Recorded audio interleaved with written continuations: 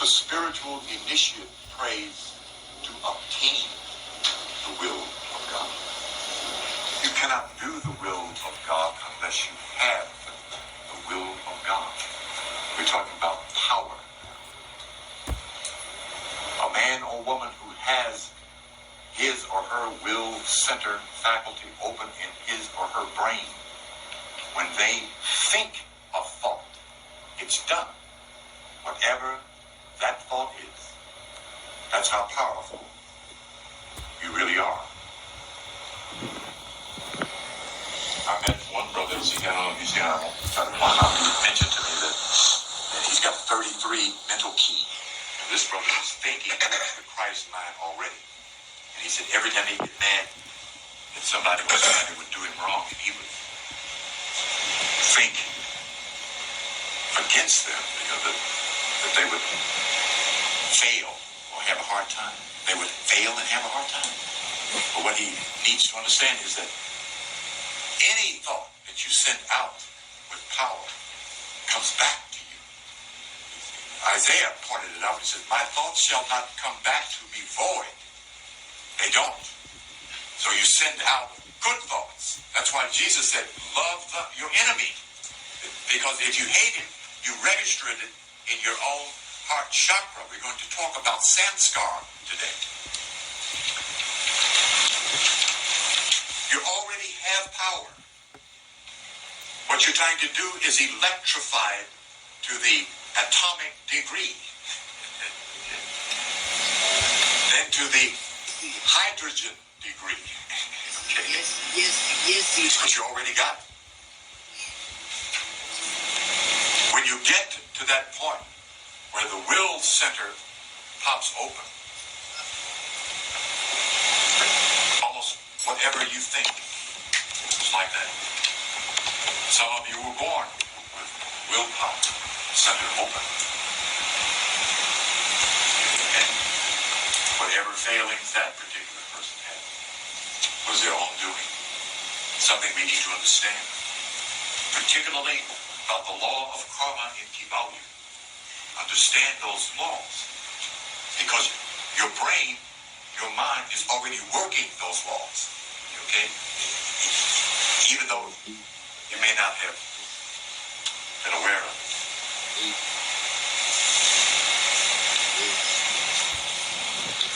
The law of karma is how we got to a three-dimensional level. It isn't a judgment on God. Really, it's a blessing. The tree of the knowledge of good and evil is your spinal systems,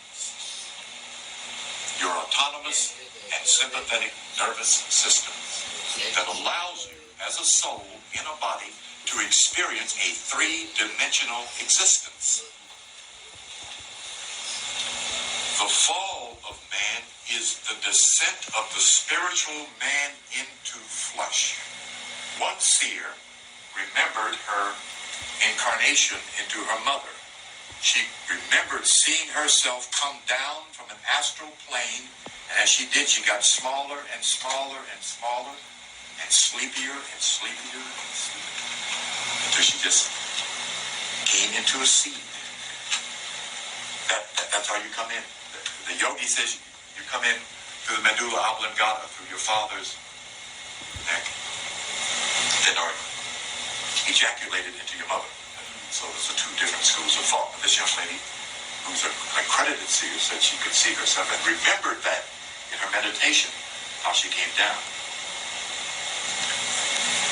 The sons of God, that's referred to in Genesis chapter 6, were spiritual beings. That includes the family of Adams, plural, and Eves, plural,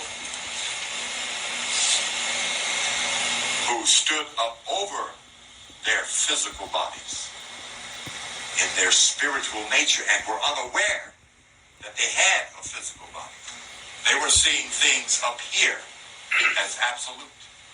There was no negation of their existence. There was only good. It was only perfect. It was only harmony, love, joy, all of the fruits of the Spirit.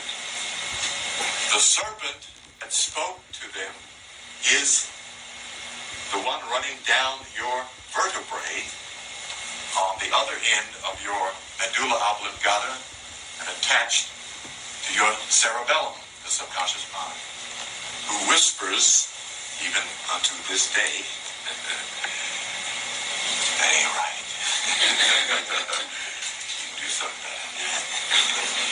Go over and get your apple.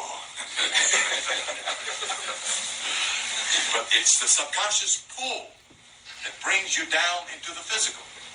They were drawn down into a small miniature body. The key in that book of Genesis is the Nephilim. The giants were on the earth.